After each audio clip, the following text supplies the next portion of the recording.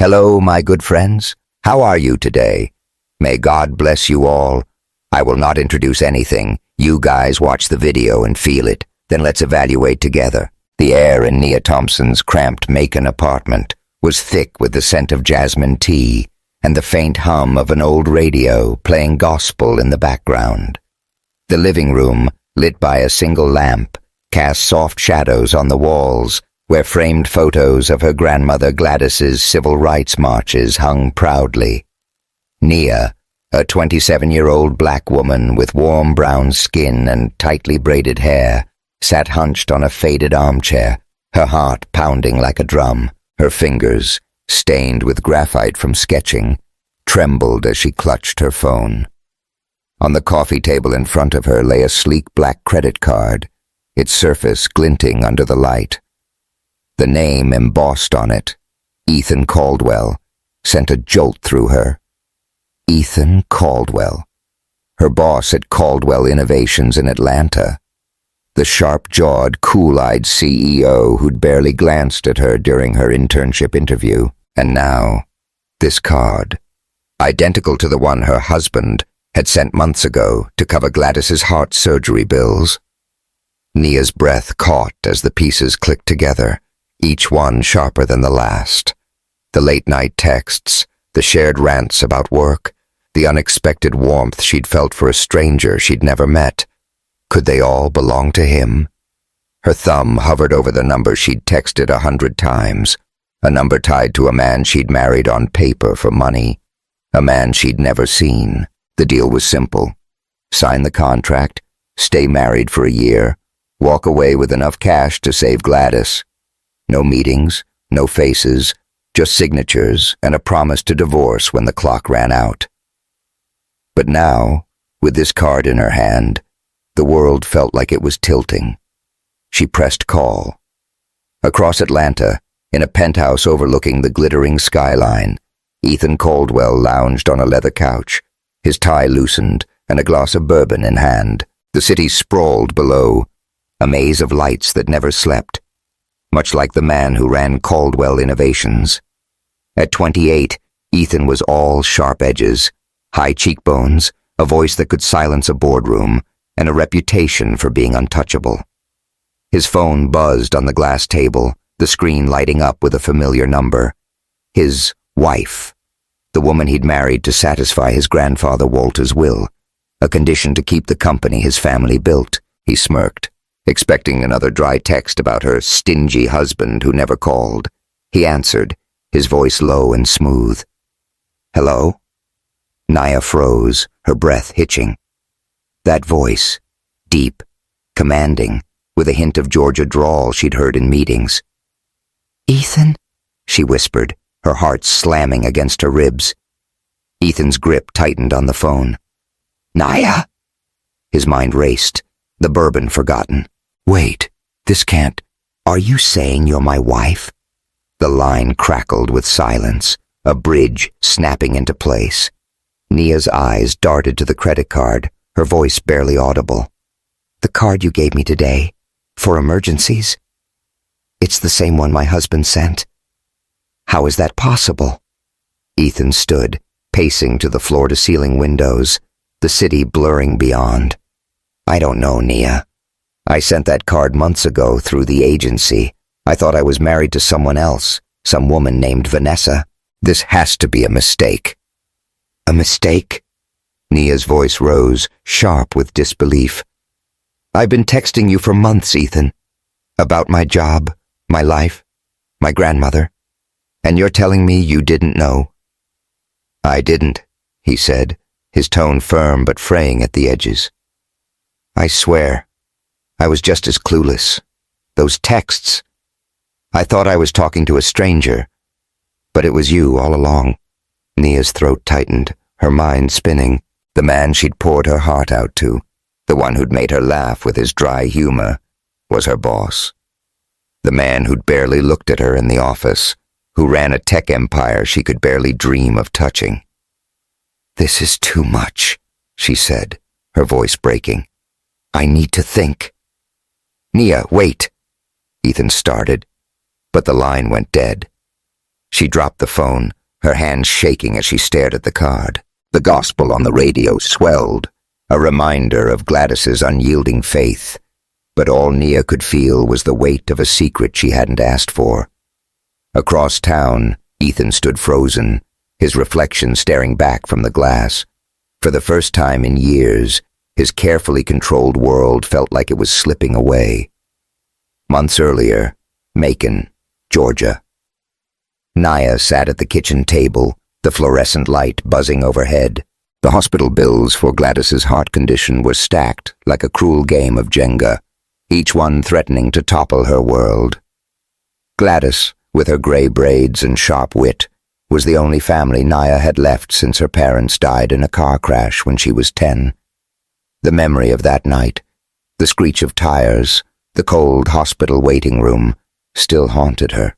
But Gladys had been her rock, teaching her to draw, to dream, to stand tall in a world that often tried to shrink her. Nia's sketches, vibrant designs inspired by Macon's street art and African patterns, were her escape. She taught herself to code, turning her art into app interfaces, but no one in Macon saw her as more than a dreamer with no degree. When the hospital called with a surgery estimate, $90,000, she'd felt the air leave her lungs. That's when the email came, from a discreet agency offering a deal: marry a stranger, stay married for a year, and walk away with enough money to change everything. Nia hesitated, her pencil hovering over a sketch of a magnolia flower, but Gladys's cough from the next room pushed her to sign. The contract was cold, clinical. No meetings, no names, just a signature and a promise to text occasionally to keep up appearances. A black credit card arrived a week later, along with a number to message. Nia typed her first text, her fingers hesitant. "Work was rough today. Boss is a jerk." The reply came hours later, dry but oddly comforting. "Same. My wife's a nag. Always complaining." She'd laughed, a spark of connection in the dark. In Atlanta, Ethan Caldwell faced his own cage. Caldwell Innovations, a tech empire built by his grandfather Walter, was his birthright, but it came with strings. Walter's will demanded Ethan marry before 30 or lose the company to a board of suits who'd bleed it dry. Ethan, scarred by his parents' messy divorce, his father's affairs, his mother's absence, saw love as a liability. Marriage to him was a business deal, nothing more. The agency promised a clean arrangement: a woman named Vanessa Cole, a signature, and no strings. He signed, sent a credit card, and forgot about it, except for the texts that started coming. "Work was hell today," she'd written. "Everyone hates me." He'd replied, "Join the club. My board's out for blood." Her humor, her grit, crept under his skin, but he pushed it aside. She was a means to an end. Nia's first day at Caldwell Innovations was like stepping onto another planet. The Atlanta office, a glass tower piercing the sky, buzzed with sharp suits and sharper tongues.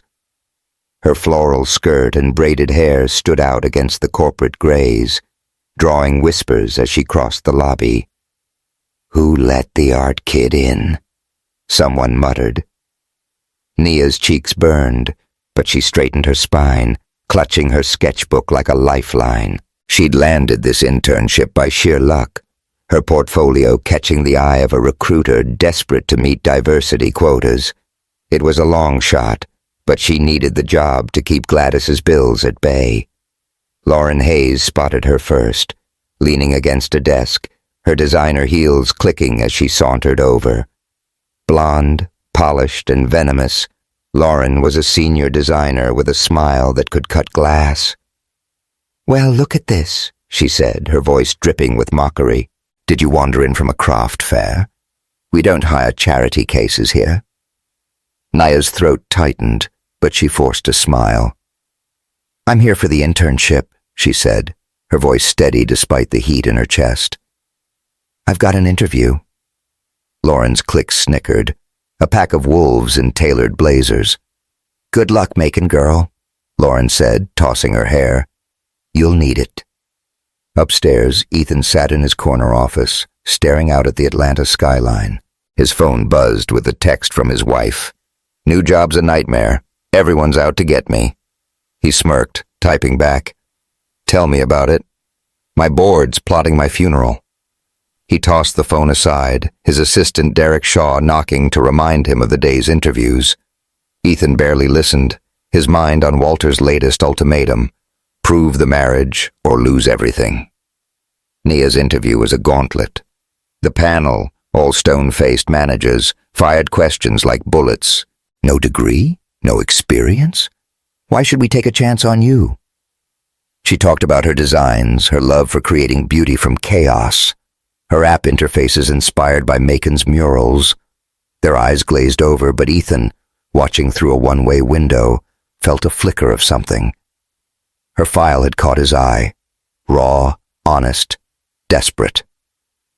He didn't know she was his wife, but her passion stuck with him. Shepedantic. "Hire her," he said, his voice flat. "Bottom rung. Let's see what she's got." Nia got the job, barely.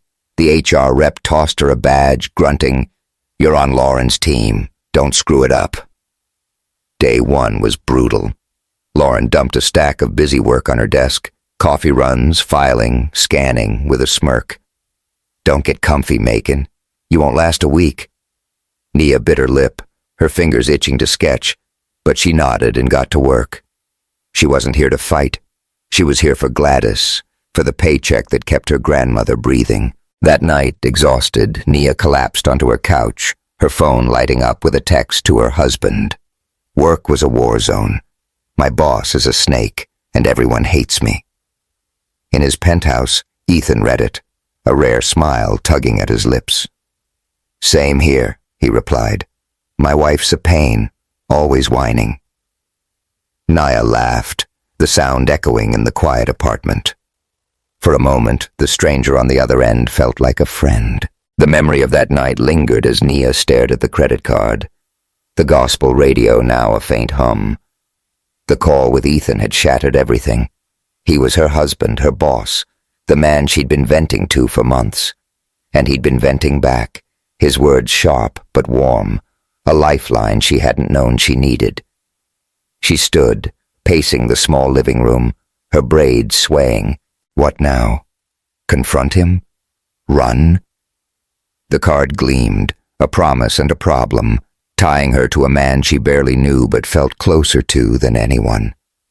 In Atlanta, Ethan poured another bourbon, his mind replaying her voice. "Nia," he muttered, testing the name. The woman in the floral skirt, the one who'd faced Lauren's venom with quiet steel, was his wife. The thought was absurd, infuriating, and though he'd never admit it, thrilling. He grabbed his phone, typing a new message. "We need to talk. Tomorrow. My office." He hit send, the city lights blurring as his world tilted towards something he couldn't name. If you're hooked on Nia and Ethan's wild ride, hit that subscribe button and drop a comment with your thoughts. What do you think they'll do next? This is just the start, and trust me, the drama's about to get juicy.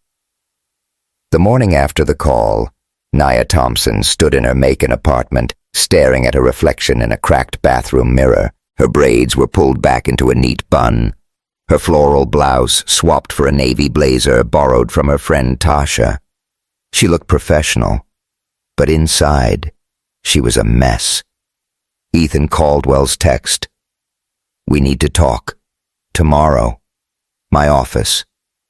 Burned in her mind like a brand. Her boss. Her husband. The man she'd been texting for months. Spilling her fears and frustrations too, thinking he was a stranger. Now, every word they'd shared felt like a landmine. She grabbed her sketchbook, her fingers brushing the edges of a half-finished app interface design, inspired by Macon's vibrant murals. Work was her anchor, the one place she could prove herself.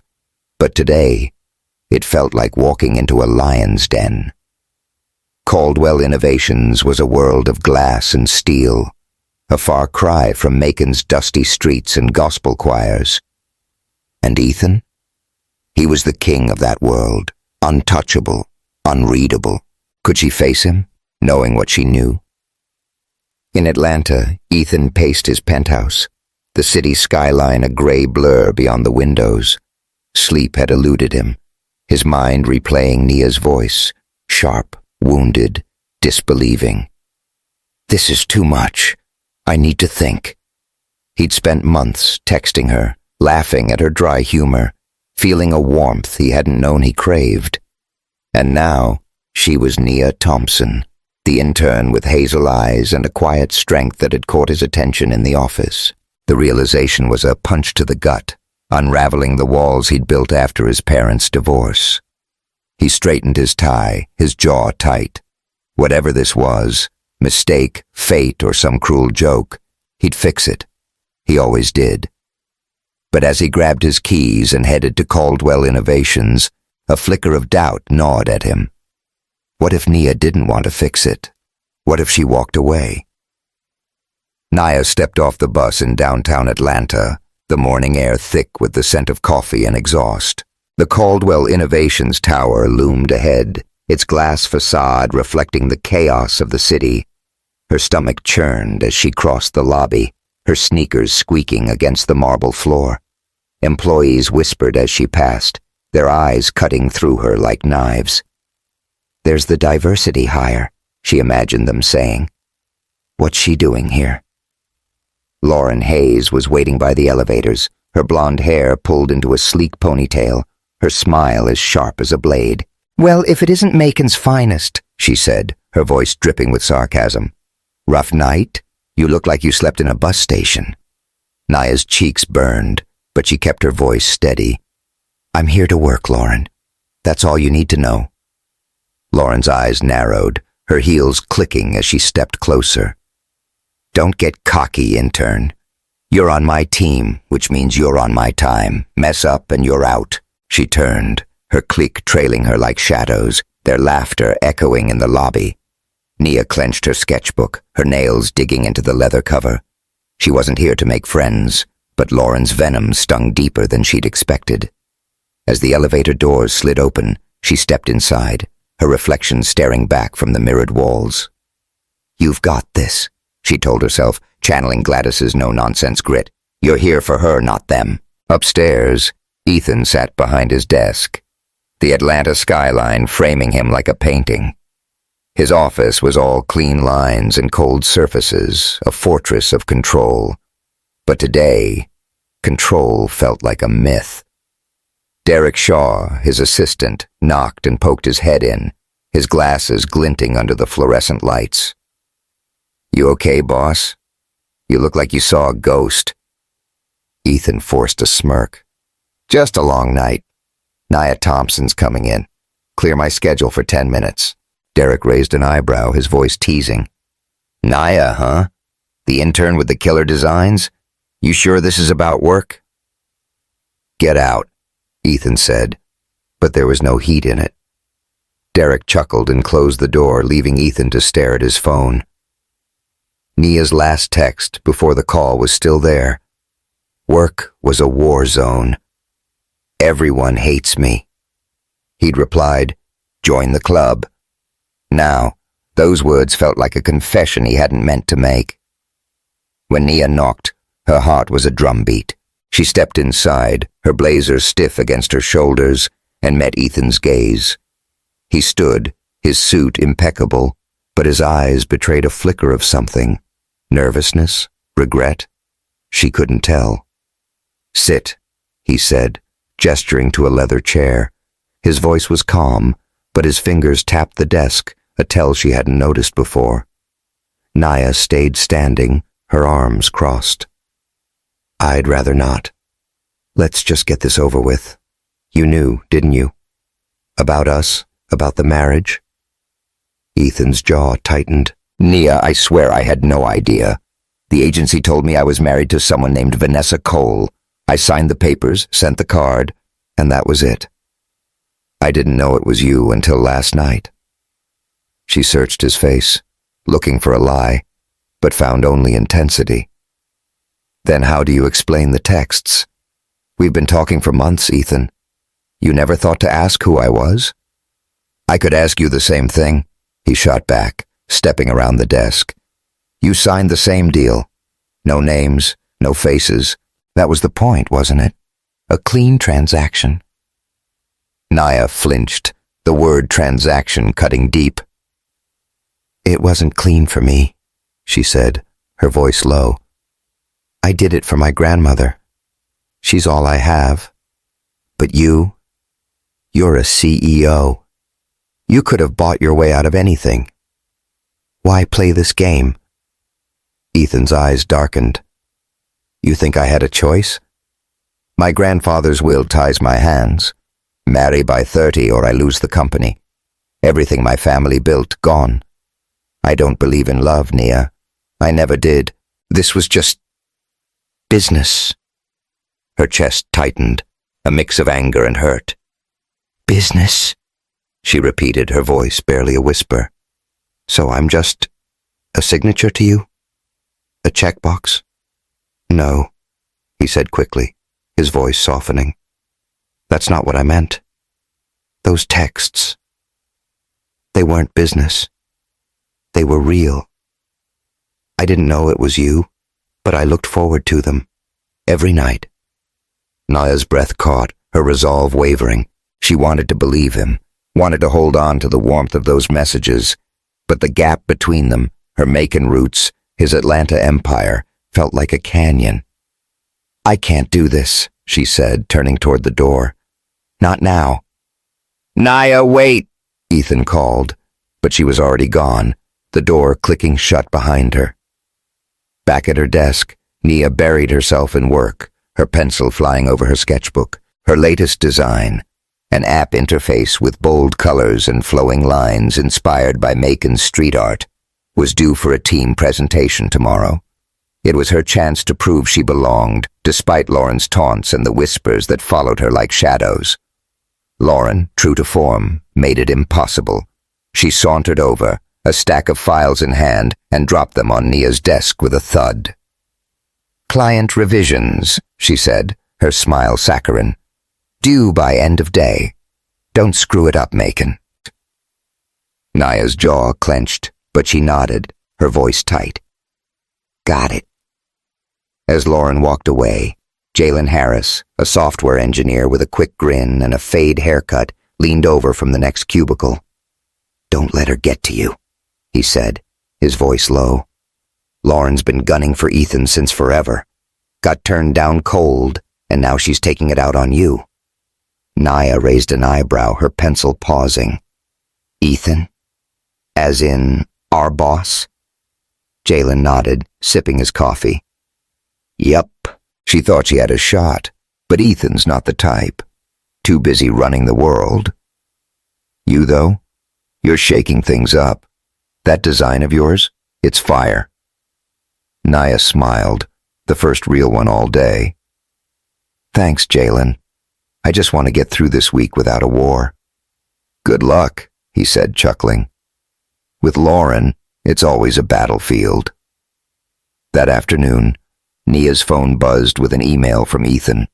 Join me in Miami next week. Client meeting. Your design's on the table. Her heart skipped, a mix of pride and dread. A chance to shine. But with him? After everything? She typed a quick okay and hit send, her fingers trembling. Miami was a whirlwind of heat and color, a stark contrast to Atlanta's corporate chill. The client meeting went smoothly, Nia's design earning nods from the room. Ethan watched her present, her voice steady as she explained how the app's interface could connect communities, drawing on Macon's spirit. He felt a tug of pride and something deeper, something he didn't want to name. Afterward, the team headed to a rooftop bar, the city lights sprawling below. Nia sipped a soda, keeping her distance, but Ethan found her by the railing, the ocean breeze tugging at her braids. You did good today, he said, his voice softer than usual. They loved your work. Thanks, she said, her eyes on the horizon. Just doing my job. He stepped closer, his arm brushing hers. Nia, about yesterday, I didn't mean to hurt you. I'm trying to figure this out, same as you. She turned, her hazel eyes locking with his.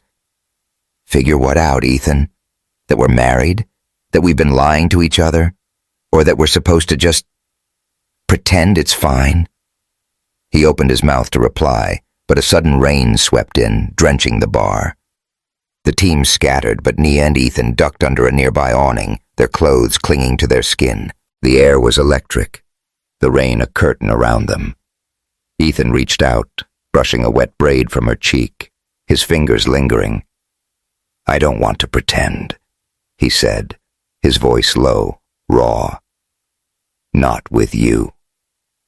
Nia's breath hitched, her body leaning toward him despite herself. His eyes, dark and intense, held hers, and for a moment, the world was just them. His warmth, her heartbeat, the rain. She could feel the pull, the ache to close the distance, but fear stopped her. What was she to him? An intern? A contract? A fling? She stepped back, her voice shaky. I can't, Ethan. Not like this. He nodded, his hand dropping. I get it, but I'm not going anywhere. They stood in silence, the rain slowing, until the team called them back. Nia's heart raced, her skin still tingling where he'd touched her. She didn't know what she wanted, but one thing was clear. Ethan Caldwell was no longer just her boss. Back in Atlanta, Nia threw herself into her work, determined to focus. But Lauren had other plans. During a team meeting, Nia's design files mysteriously crashed, leaving her scrambling to present. Lauren's smirk said it all. She'd sabotaged the files. Jalen, quick on his feet, helped Nia recover a backup, but the damage was done. The team whispered, Lauren's clique snickering. She's in over her head, they said, loud enough to sting. That night, Nia sat in her apartment, her phone lighting up with a text from Ethan. I'm sorry about Miami. I pushed too far. Can we meet? Coffee tomorrow, just to talk. She stared at the screen, her thumb hovering. Against her better judgment, she typed, Okay, 7 p.m., the Beanery. She hit send, her heart a tangle of hope and fear. Unbeknownst to her, Lauren was watching. From a corner of the office, she'd seen Nia's name on Ethan's calendar, her jealousy twisting into something feral. She pulled out her phone, dialing a number she'd sworn never to use. Vanessa, she said, her voice low. We need to talk. It's about Ethan's wife. The Beanery, a cozy coffee shop tucked in Atlanta's midtown, smelled of roasted beans and cinnamon, its walls lined with local art that reminded Nia of Macon's murals. She sat at a corner table, her fingers tracing the edge of her sketchbook, her heart a knot of nerves. The clock ticked past 7 p.m., and Ethan Caldwell was late. Nia's phone buzzed with a text from Tasha, her best friend. Girl, you sure about meeting this man? He's your boss. And your husband? Spill the tea. Nia smiled faintly, typing back. I'm not sure about anything, but I need answers. The door chimed and Ethan stepped in, his suit traded for a gray sweater that softened his sharp edges. His eyes found hers, and for a moment, the noise of the cafe, clinking mugs, murmured conversations, faded. He slid into the chair across from her, his cologne a subtle mix of cedar and spice that made her hyper-aware of his presence. Sorry I'm late, he said, his voice low. Board meeting ran long. You okay? Nia shrugged, her hazel eyes guarded. Been better. You wanted to talk, so talk. Ethan leaned forward, his hands clasped on the table. Nia, I've been thinking about what you said in my office, about the marriage, the texts, all of it. I messed up not being upfront, but those messages, they weren't just words to me. They were real. You made me laugh, made me think. I didn't know it was you, but I felt you. Her breath caught, his words stirring something she'd tried to bury. The late-night texts, the The way he'd called her designs fire without knowing they were hers. The warmth in his replies when she vented about Lauren. It had felt like a lifeline, a connection she hadn't expected. But now, sitting across from him, the gap between them, her Macon roots, his Atlanta empire, their fake marriage, felt like a chasm. "Ethan," she said, her voice steady despite the ache in her chest. "You say it was real, but how do I trust that? You're my boss. You've got a whole world I don't fit into. And this marriage? It's a contract. A lie." He flinched, but his eyes didn't waver. "Maybe it started as a lie, but it's not anymore. Not for me. I don't know what this is, Nia, but I want to find out. With you." The air between them crackled, heavy with possibility. Nia's fingers tightened around her coffee mug, her mind racing. She wanted to believe him, wanted to lean into the pull she'd felt in Miami, but fear held her back. What did a man like Ethan Caldwell see in her? An intern? A black girl from Macon? Or just a way to keep his company? Before she could respond, a shadow fell over the table. Lauren Hayes stood there, her blonde hair gleaming under the cafe lights, her smile ablaze. "Well, isn't this cozy?" she said, her voice dripping with venom. "The CEO and the intern. Should I take a picture for the company newsletter?" Nia's stomach dropped, but Ethan's voice was ice. "Walk away, Lauren. This doesn't concern you." "Oh, but it does," Lauren said, crossing her arms. "I heard enough. You two playing house, pretending you're not married? Wait till the board hears about this." Nia's heart pounded. "What are you talking about?" Lauren's eyes glinted. "Don't play dumb, Macon. I know about your little contract, and I'm not the only one." She turned on her heel, leaving a trail of perfume and menace as she strode out. Ethan cursed under his breath, his hand raking through his hair. "She's bluffing," he said, but his tone lacked conviction. Nia stood, her chair scraping against the floor. "Bluffing or not, I'm done here. I can't keep up with this, Ethan. Your world, your games. I don't belong in them."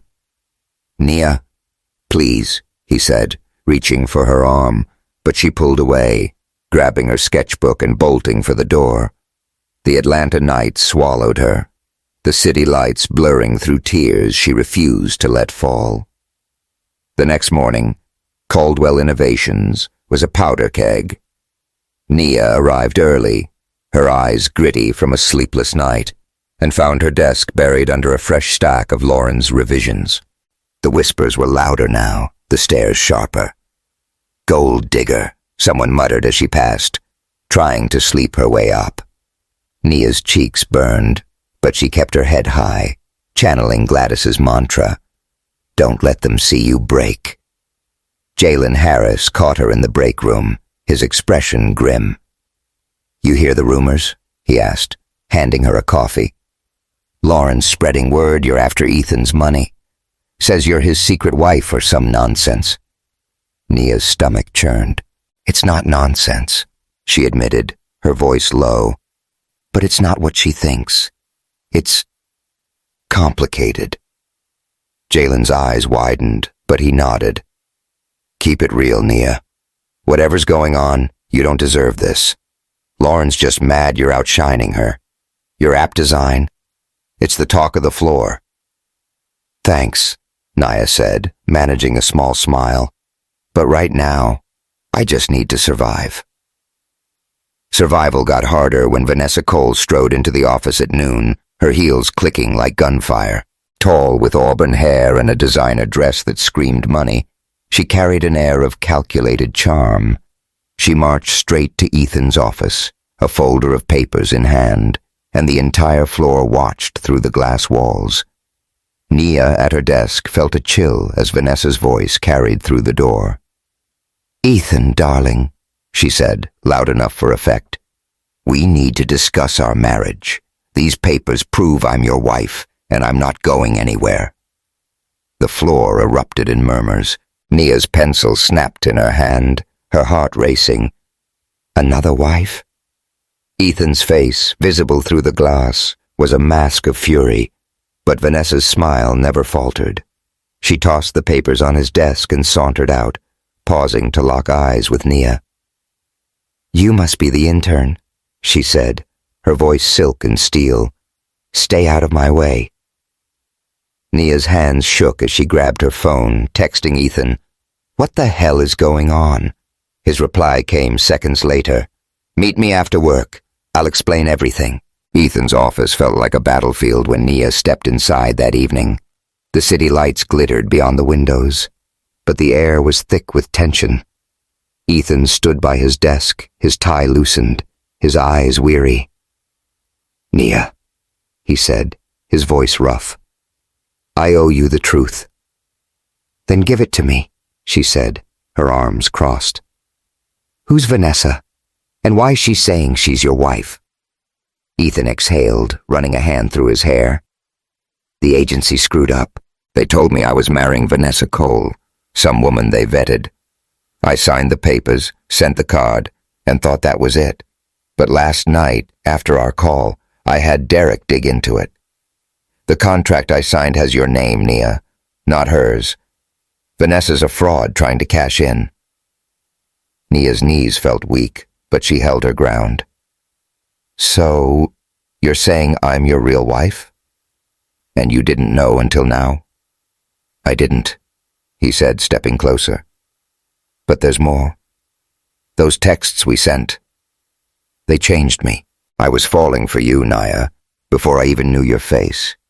And now, seeing you, working with you, I'm in deep, and I don't want out." Her heart tripped, his words a spark in the dark. She remembered their Miami moment, the rain, his touch, the pull she'd fought. But Vanessa's papers, Lauren's rumors, and the whispers of the office were a wall between them. "Ethan," she said, her voice breaking, "I can't do this. Not with her, not with the rumors. I'm not built for your world." "You are," he said, his voice fierce. "You're stronger than any of them. Lauren, Vanessa, the board, they don't scare me. But losing you, that does." She shook her head, tears stinging her eyes. "I need space. I'm sorry." She left, the door clicking shut, and Ethan stood alone, his fist clenched. He grabbed his phone, texting Derek. "Find everything you can on Vanessa. Now." That night, Nia stayed late at the office, her desk a fortress of papers and sketches. The design team was prepping for a major pitch, and her app interface, sleek, vibrant, rooted in Macon spirit, was the centerpiece. She worked alone, the office lights dimming around her, determined to prove her worth. Ethan found her there, his footsteps soft against the carpet. "You're still here," he said, leaning against her cubicle. His sweater was gone, his shirt sleeves rolled up, revealing forearms that made her pulse jump. "Had to finish," she said, not looking up. "Lauren's breathing down my neck." He sat on the edge of her desk, his presence warm and unsettling. "Nia, I meant what I said earlier. About you. About us." She set her pencil down, her eyes meeting his. "Ethan, why me? You could have anyone. Why a girl from Macon, with no degree, no connections?" He leaned closer, his voice low. "Because you're real. You don't play games. You fight for what matters, your grandmother, your work, yourself. I've spent years dodging people like Vanessa, people who want my name, my money. But you saw me, even through texts." Her breath hitched, his words unraveling her defenses. She stood, their faces inches apart, the air charged. "Ethan," she whispered, "this is dangerous." "I know," he said, his hand brushing her cheek. "But I'm done running." He kissed her, slow at first, then fierce, a storm of need and truth. Her hands found his shoulders, her body pressing closer, the world fading until it was just them. His lips were warm, urgent, and she melted into him, her fears drowned by the fire in her chest. The door creaked, and they sprang apart. Derek stood there, his eyes wide. Boss? Sorry, but we've got a problem. Vanessa just called Walter. She's at his house, spinning her story. Ethan's face hardened, but his hand lingered on Nia's. Stay here, he said. I'll handle this. She nodded, her lips tingling, her heart a mess. As he left, she sank into her chair, the kiss a brand on her soul. But Vanessa's shadow loomed, and the rumors were spreading like wildfire. The next day, the office was a storm. Lauren's clique had spread the word. Nia was Ethan's mistress, a gold digger using him to climb the ranks. The board called an emergency meeting, and Walter Caldwell, Ethan's grandfather, arrived, his cane tapping like a judge's gavel. Nia overheard him in the hallway, his voice gruff. If this marriage is a sham, Ethan, you're done. Nia's heart sank. She couldn't stay here. Not with the lies, the stares, the weight of it all. She grabbed her sketchbook, her decision made. Macon was calling, a place where she could breathe, where Gladys's laughter could ground her. She texted Tasha, I'm coming home. Can't do this anymore. As she boarded the bus, her phone buzzed with a text from Ethan. Don't run, Nia. Please. We'll fix this together. She stared at the screen, her thumb hovering, but didn't reply. Atlanta's skyline faded behind her, but the memory of his kiss, his words, clung to her like a second skin. The bus from Atlanta to Macon rattled along the highway, its hum a steady backdrop to Nia Thompson's racing thoughts. She sat by the window, her sketchbook unopened in her lap, the Atlanta skyline now a distant memory. The kiss with Ethan Caldwell lingered like a ghost. His warmth, his urgency, the way his eyes had held hers like she was the only thing that mattered. But Vanessa Cole's arrival, Lauren Hayes's venom, and the office rumors had shattered any hope of clarity. Nia needed Macon, needed Gladys's no-nonsense wisdom to anchor her. Yet, Ethan's last text, Don't run, Nia. Please, we'll fix this together, burned in her mind, a plea she couldn't shake.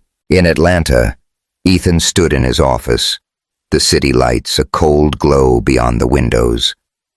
Walter Caldwell's words echoed, If this marriage is a sham, you're done. Vanessa's forged papers had convinced his grandfather, at least enough to sow doubt, and the board was circling like vultures. But Ethan's focus wasn't on the company, it was on Nia. Her absence hit harder than he'd expected, a void that made his penthouse feel emptier than ever. He grabbed his phone, texting Derek Shaw. Any word on Nia? Where is she?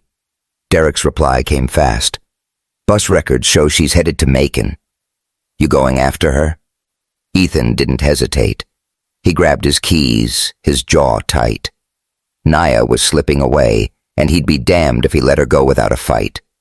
Macon welcomed Nia with its familiar warmth. Cricket songs, the scent of magnolia trees, and the soft glow of streetlights on her old neighborhood. She stepped off the bus, her sneakers crunching on gravel, and headed to Gladys's small house. The porch light was on, and Gladys stood at the door, her gray braids tied back, her eyes sharp despite the late hour. Child, you look like you've been through a war, Gladys said, pulling Nia into a hug that smelled of lavender and home. Nia managed a weak smile, sinking onto the couch. Feels like it, Nana. I messed up. Big time. Gladys sat beside her, her hands folding over Nia's. Spill it, baby. What's got you running back to Macon like the devil's on your tail? Nia hesitated, then let it all pour out. The fake marriage, Ethan's texts, the kiss, Vanessa's lies, Lauren's sabotage. Gladys listened, her face a mix of amusement and concern. When Nia finished, Gladys chuckled, shaking her head. Well, I'll be. You married a big-shot CEO and didn't know it? That's a story for the ages." "It's not funny, Nana," Nia said, but a laugh escaped her. "I don't know what to do." He says he cares, but his world, it's not mine. And now there's this Vanessa woman claiming she's his wife. Gladys's eyes narrowed. Sounds like a snake in the grass. But that boy, Ethan, if he's chasing you, he's got feelings. Real ones. Question is, do you? Nia's throat tightened. She thought of Ethan's touch in Miami, his confession in the office, the way he'd looked at her like she was enough. "I don't know," she whispered. "I'm scared." Gladys patted her hand. "Love's always scary, baby. But you're a Thompson. We don't run from a fight." Back in Atlanta, Lauren Hayes sat in a dimly lit bar, the air thick with cigarette smoke and the clink of glasses. Across from her was Vanessa Cole, her auburn hair catching the neon light, her smile as calculated as a chess move. Lauren swirled her drink, her voice low. "He's protecting her, Vanessa. Nia, he's got it bad and she's stealing my spotlight." Vanessa leaned in, her eyes cold. "Then we make her disappear. Ethan needs me to secure his inheritance. If Nia's out of the picture, he's mine. And you get your precious design team back." Lauren's lips curled. "What's the plan?" Vanessa slid a napkin across the table, an address scribbled in Sharpie. "Client pickup near the old warehouses in West Atlanta. Tell her it's urgent. I'll handle the rest. You in?" Lauren hesitated, her nails tapping the glass. She'd hated Nia from the start, her talent, her grit, the way Ethan's eyes followed her. But this was a line. Still, the thought of Nia gone, of Ethan's attention back where it belonged, was too tempting. "I'm in," she said, sealing the deal with a nod. The next morning, Nia returned to Atlanta, her resolve steeled by Gladys's words. She couldn't run forever. Her app design was set for a major pitch, and she owed it to herself to fight for her place at Caldwell Innovations. But the office was a minefield. Lauren's clique whispered louder, their words like knives. Mistress, gold digger, fraud. Nia ignored them, her focus on her sketches, until Lauren sauntered over, a fake smile plastered on her face. "Need you to run an errand," Lauren said, handing Nia a napkin with an address. "Client pickup near West Atlanta. Urgent. Go now." Nia frowned, the address odd. An industrial zone, not a client office. Why me? Can't someone else handle it? Lauren's smile tightened. "You're the intern. Do your job, or I'll make sure you're out by tomorrow." Nia's gut screamed caution, but she grabbed her coat, the pressure of the pitch and the rumors clouding her judgment. She texted Jalen Harris. "Heading to a client pickup for Lauren. Weird vibes. Keep an eye out." Jalen replied, "Got you. Be careful." The warehouse district was a ghost town, all rusted metal and broken windows. Nia stepped out of the ride share, her sneakers crunching on gravel, the air cold and heavy with the smell of oil. The address led to a looming building, its doors ajar. She hesitated, her phone buzzing with a text from Ethan. "Where are you? I'm in Macon looking for you." Her heart skipped, but before she could reply, a shadow moved inside the warehouse. "Hello?" she called, her voice echoing. No answer. She stepped inside, her eyes adjusting to the dim light. And then it happened. Hands grabbed her, rough and unrelenting. She screamed, thrashing, but a cloth pressed over her mouth, the world tilting as her legs buckled. When her vision cleared, she was in a basement, her wrists bound with zip ties, the air damp and sour. Lauren stood before her, her face twisted with rage, a metal pipe in hand. Behind her, two hired men loomed, their faces blank. "Thought you could take him from me," Lauren hissed, her voice echoing off the concrete walls. Ethan was mine first. I saw him years ago, helped him when he was nobody.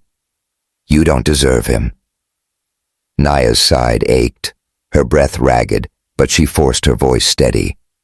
Lauren, you don't own him, and I'm not here to steal anything. Let me go. Lauren laughed, sharp and unhinged. You're nothing, Macon. A fluke, and flukes don't last. She raised the pipe, her eyes gleaming, but a noise above, footsteps, loud and urgent, made her freeze. Ethan's drive to Macon had been a blur of speed and dread, his mind fixed on Nia. When her text to Jalen pinged Derek's radar, Ethan's gut twisted. He'd called Jalen, who'd traced Nia's phone to the warehouse district. Now, pulling up to the rusted building, he heard a muffled cry from below. His heart slammed against his ribs as he descended the stairs, his footsteps pounding in the dark. He saw her. Nia, slumped against a wall, her face pale, her braids loose. Lauren stood over her, the pipe raised, her scream wild. She's ruining everything! Stop! Ethan roared, lunging forward. Lauren swung at him, but he dodged, tackling her to the ground. She thrashed, clawing at him, her screams incoherent. She doesn't deserve you! She spat, her nails raking his arm. Ethan pinned her, his breath ragged until Jalen burst in with security, their flashlights cutting through the gloom. Lauren was cuffed, her sobs echoing as they dragged her away. Ethan turned to Nia, his hands shaking as he cut her zip ties. Hang on, he said, lifting her gently, her blood staining his shirt. I've got you. Nia's eyes fluttered, her voice weak. Ethan, you came. Always, he said, his voice breaking. I love you, Nia. I'm not losing you. Her lips curved, a faint smile, before she slipped into unconsciousness. The ambulance ride was a nightmare, sirens wailing, her hand limp in his. At the hospital, doctors swarmed, their words a blur. She's stable, one said, pulling Ethan aside. But there's something else. She was pregnant, about 2 months along. The trauma. She lost it. Did you know? Ethan froze.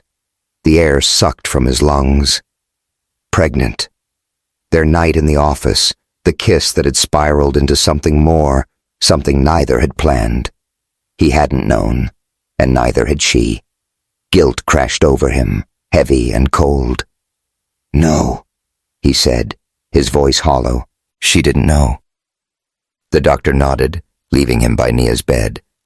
She looked small, fragile, her braids fanned across the pillow. He sat, his hand brushing hers, and whispered, I'm sorry. Though she couldn't hear. He couldn't tell her, not now, not when she was fighting to heal. But the weight of it settled in his chest, a secret he'd carry until she was ready. Nia woke to the beep of monitors, her side throbbing, her mind foggy. Ethan sat beside her, his eyes red, his shirt wrinkled. Hey, he said, his voice soft. You're okay. You're safe. What happened? She asked, her voice hoarse. He hesitated, choosing his words. Lauren attacked you. Vanessa was behind it, paid her off. You're safe now, but I'm so sorry, Nia. I should have protected you. She nodded, too tired to press, but his eyes held something. Guilt, fear, that she couldn't read. You came for me, she said, her hand finding his. That's enough.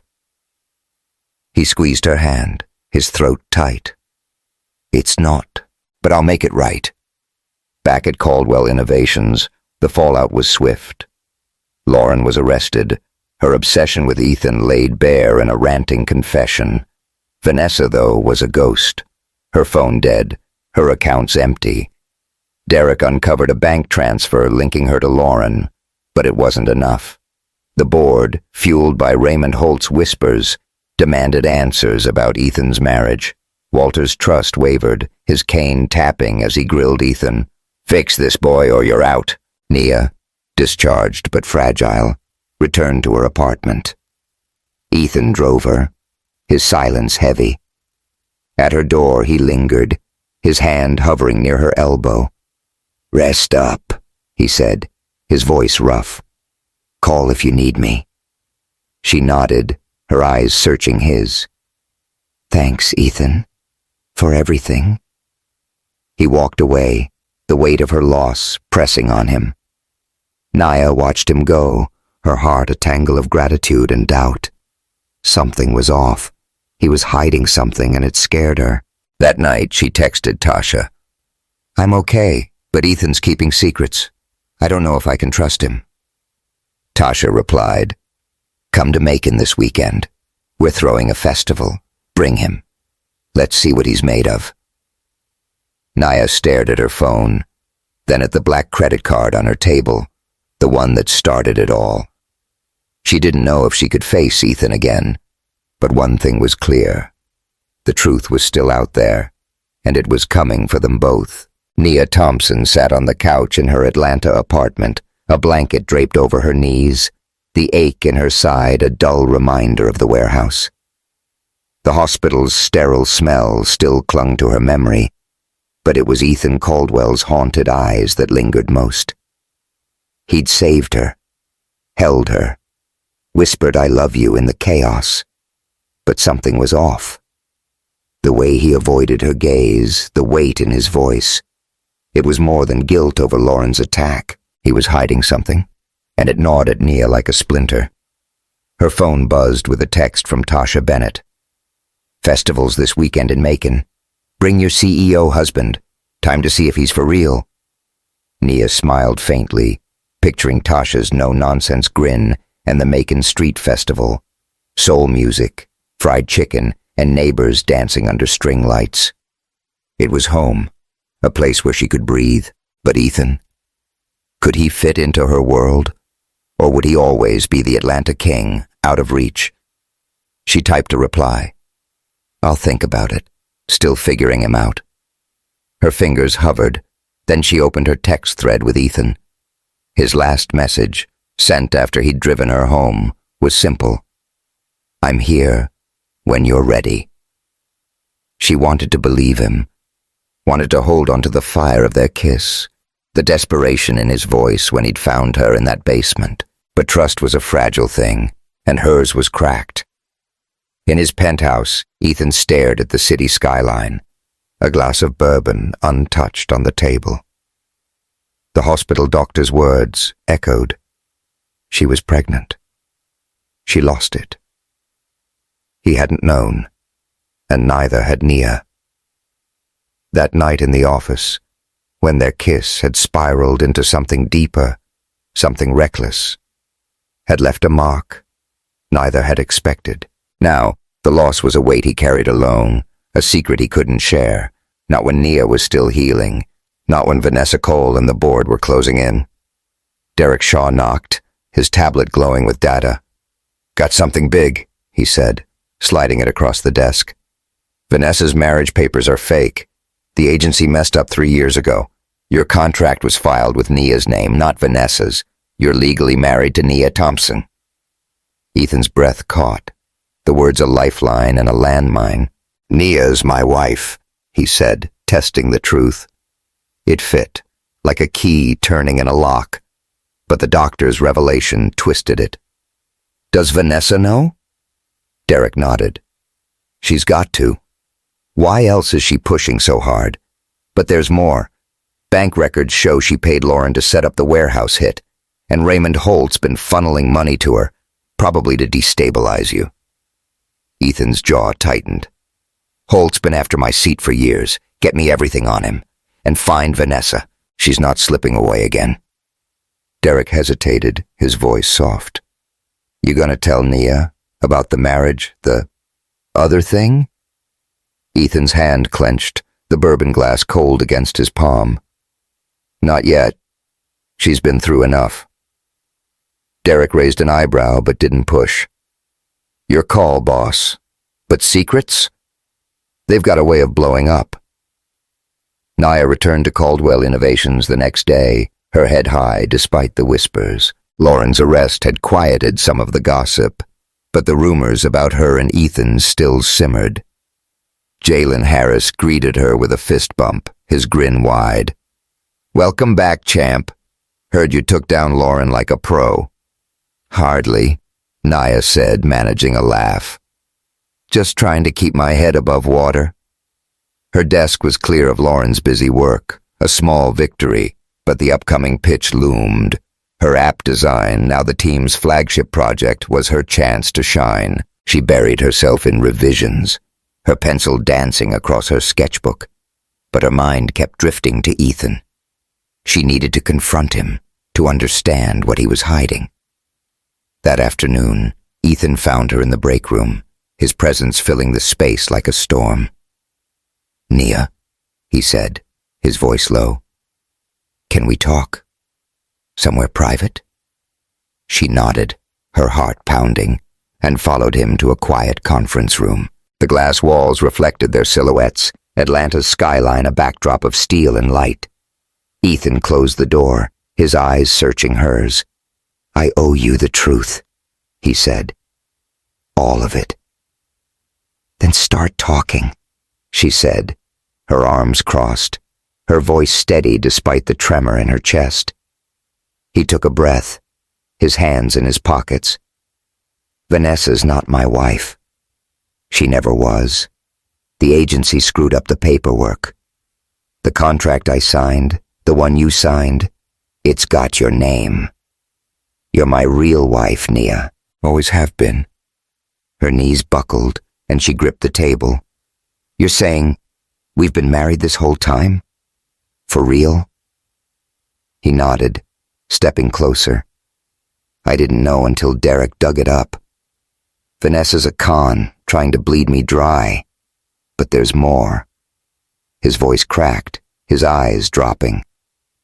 In the hospital, the doctor told me, you were pregnant. 2 months. You lost it because of the attack. I didn't know, Nia, I swear. The room spun, her breath a sharp gasp. Pregnant. The night in the office, when their kiss had turned into a fire neither could control, had left a piece of them both. And now it was gone, taken by Lauren's violence, Vanessa's schemes. Tears burned her eyes, her voice breaking. You knew about our baby and didn't tell me.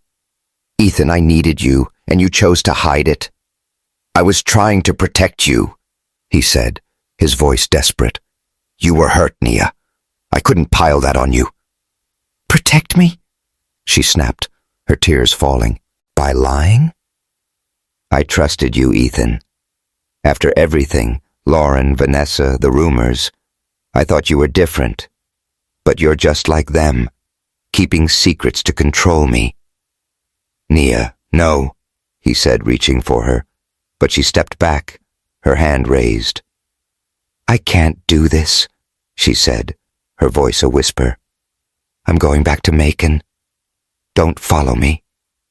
She grabbed her sketchbook and fled, the office a blur. Ethan stood frozen, his heart a wreck, knowing he'd lost her, not to Vanessa or the board, but to his own mistake. Macon's street festival was a riot of color and sound, soul music blaring, kids running with sparklers, and the smell of fried catfish and cornbread filling the air. Nia stood by a stall, helping Tasha serve plates, her braids swaying as she moved. The festival was a bomb, a reminder of who she was, but Ethan's confession haunted her. A baby, a loss she hadn't even known to grieve. She wanted to hate him, but the memory of his voice, I love you, Nia, kept her tethered. Tasha nudged her, her eyes twinkling. You keep checking your phone, girl. Expecting someone? Nia sighed, tucking her phone away. Just hoping I made the right call. Before Tasha could reply, a murmur rippled through the crowd. Ethan Caldwell stepped into the festival, his Atlanta polish traded for jeans and a black tee, his eyes scanning the stalls. Nia froze, her heart lurching. He spotted her, his stride purposeful, and the crowd parted, sensing the tension. "Nia," he said, stopping a few feet away. "I know you told me not to come, but I couldn't stay away." Tasha raised an eyebrow, whispering, "That's your man? Okay, I see you." Nia shot her a look, then faced Ethan, her voice firm.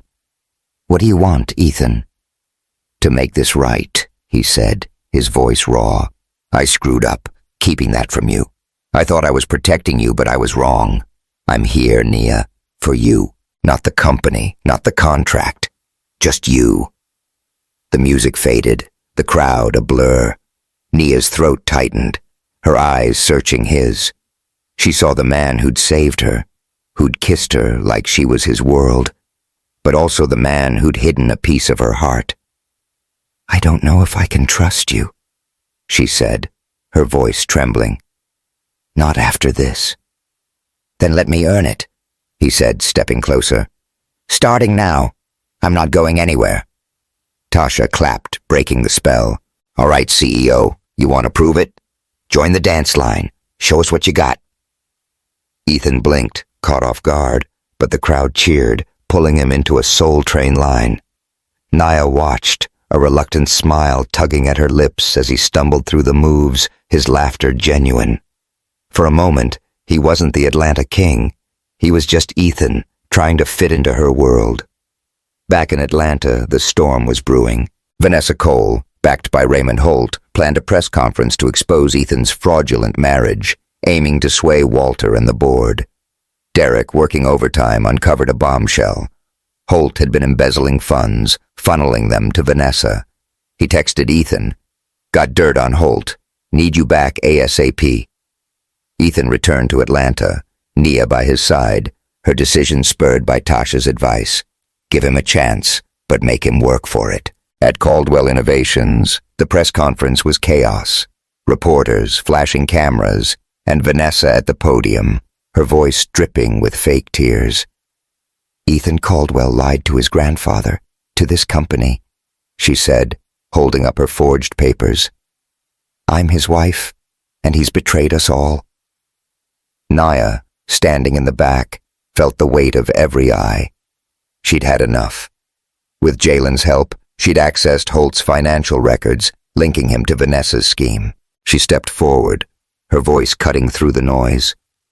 "Vanessa's lying," she said, holding up a tablet. "These records show she was paid by Raymond Holt to sabotage Ethan. The real marriage contract? It's mine. I'm Ethan's wife." The room erupted, cameras flashing. Vanessa's face paled, her smile crumbling. "You're nothing," she spat, lunging toward Nia, but security grabbed her, escorting her out. Walter Caldwell, watching from the front, scanned the records Nia provided, his face hardening.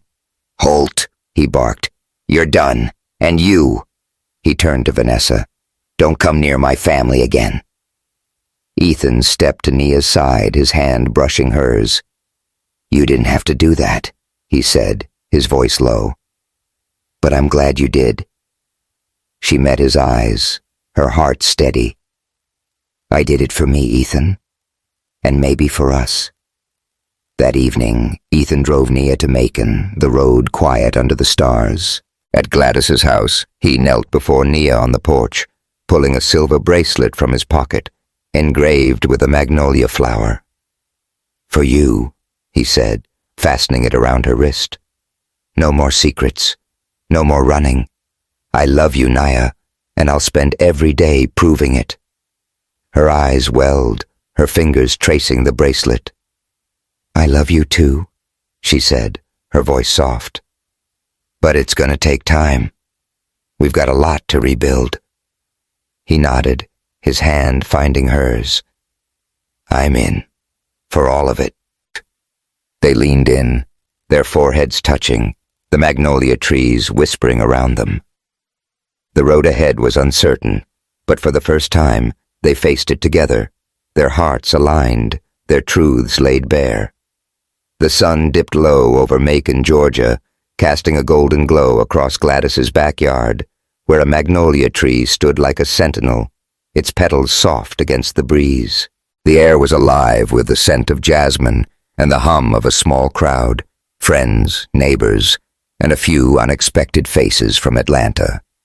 Under the tree, a simple arch, draped in white flowers, marked the spot where Nia Thompson and Ethan Caldwell would renew their vows, not as strangers bound by a contract, but as partners choosing each other. Nia stood in Gladys's bedroom, her reflection glowing in a full-length mirror. Her wedding dress, designed by a local Macon artist, was a masterpiece of ivory silk with intricate embroidery inspired by African kente cloth. Her braids were woven with tiny gold beads, catching the light as she moved. Tasha Bennett, her best friend, adjusted the veil, her eyes misty. "Girl, you look like a queen," Tasha said, her voice thick. "Ethan's gonna lose his mind." Nia laughed, her nerves fluttering. "He better. I didn't go through all this drama for nothing." Tasha grinned, handing her a bouquet of magnolias. "You sure about this? Big shot CEO, Macon girl, the whole fairy tale? No second thoughts?" Nia's fingers brushed the silver bracelet on her wrist, the magnolia engraving a reminder of Ethan's promise. The warehouse, Vanessa's lies, the loss of their unborn child. It had all tested them, but here they were, stronger for it. "No second thoughts," she said, her voice steady. "He's my home, Tasha. Took me a while to see it." Downstairs, Ethan paced the porch, his black tuxedo tailored to perfection, a single magnolia pinned to his lapel. Jalen Harris clapped him on the shoulder, his grin wide. "Nervous, man? You look like you're about to run a board meeting, not get married." Ethan smirked, loosening his tie. "Board meetings are easier. This is everything." Walter Caldwell, leaning on his cane, chuckled from a nearby chair. "You're doing fine, boy. She's a keeper, that Nia. Don't mess it up." "I'm not planning to," Ethan said, his eyes on the backyard, where guests mingled under string lights. Derek Shaw, his assistant, was chatting with a Macon local, his laughter carrying over the music, a soulful mix of Aretha Franklin and modern R&B. The festival vibe, with tables piled high with fried catfish, cornbread, and peach cobbler, felt like a bridge between Nia's world and his. Gladys appeared, her gray braids tied with a colorful scarf, her smile sly. "You ready, Mr. CEO? My grandbaby's waiting, and I want great-grandkids someday, so don't keep her long." Ethan laughed, a full, unguarded sound. "Working on it, Miss Gladys. Promise." The ceremony was simple, heartfelt, led by a Macon pastor with a voice like warm honey. Nia walked down the aisle, her arm linked with Gladys's, her eyes locked on Ethan's. He stood under the arch, his breath catching as she approached, her dress shimmering in the twilight. The crowd faded, the world narrowing to just them, their shared texts, their fights, their love forged in fire. The pastor's words were a soft hum, but Nia and Ethan barely heard, lost in each other. When it was time for vows, Ethan went first, his voice steady but thick with emotion. "Nia," he said, taking her hands, "we started as strangers, tied by a piece of paper neither of us wanted. But you changed me. Your strength, your heart, your laugh. You made me believe in something real. I promised to stand by you, to fight for you, to never hide from you again. You're my home, and I'll spend every day proving it." Tears welled in Nia's eyes, her fingers tightening around his.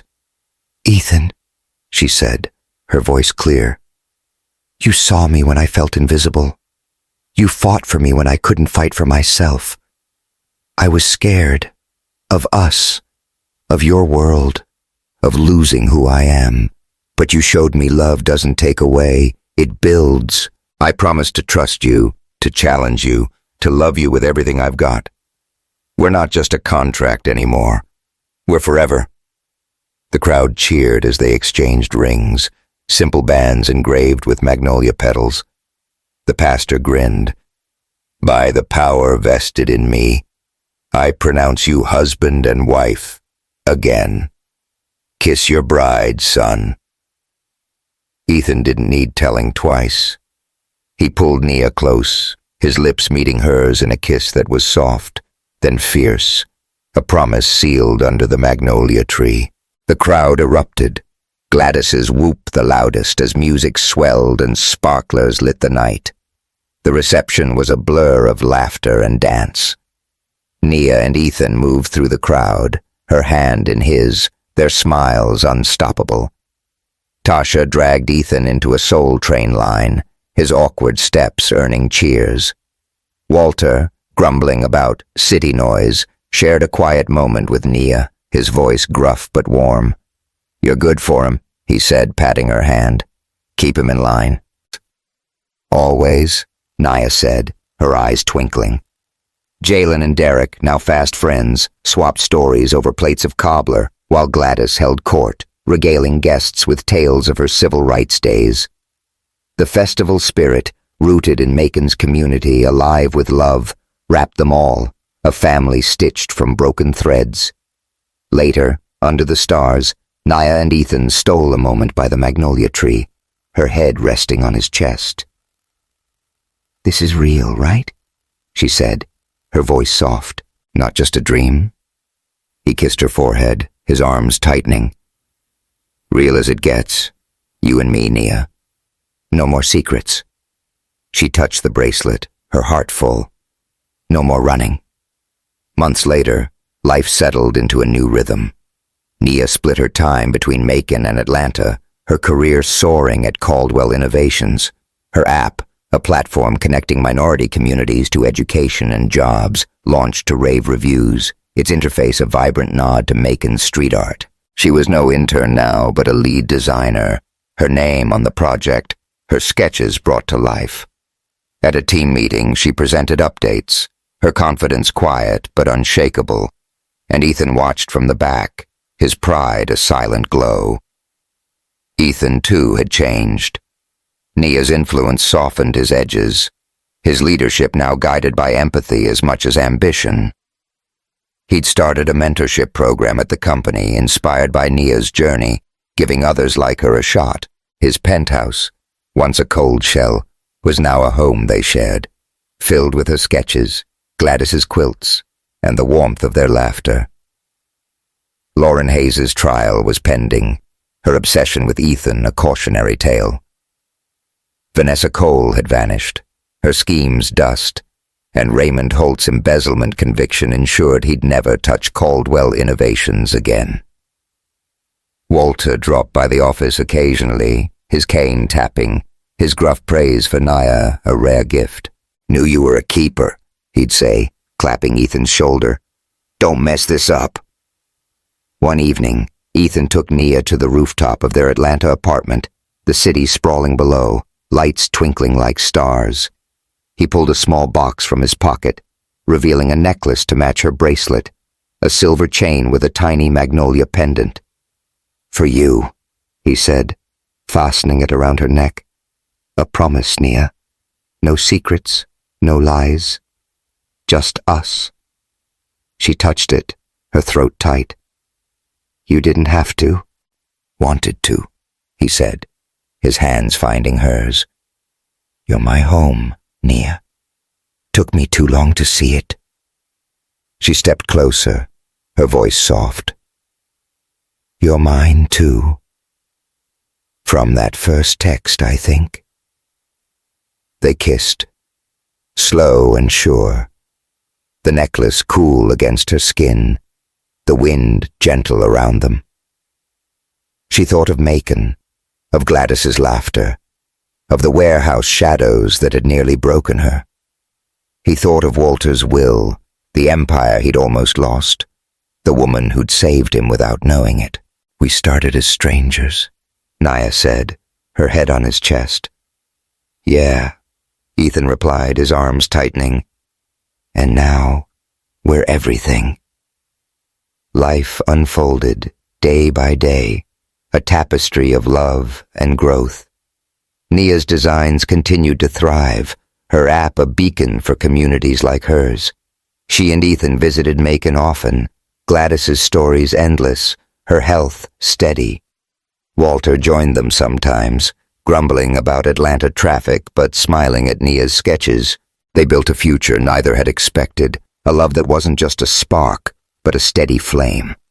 Their story began with a lie, a contract signed in haste, two souls tethered by chance. Nia, the dreamer from Macon, and Ethan, the king of Caldwell innovations, had stumbled through secrets, storms, and losses to find each other. Now, as the sun set over Atlanta, they stood together, not just husband and wife by law but by choice. Their love a quiet triumph over every odd. The rooftop was theirs, the city a canvas below. Nia leaned into Ethan, her necklace glinting, her bracelet a weight of promise. "What's next?" she asked, her voice teasing. He grinned, his eyes bright. "Whatever you want, Mrs. Caldwell. The world's ours." She laughed, the sound free, and kissed him again, the magnolia pendant warm against her skin. Their story wasn't perfect, but it was theirs, a love forged in fire, rooted in truth, and ready for whatever came next. Their journey taught them, and those around them, that love is a choice, not a contract.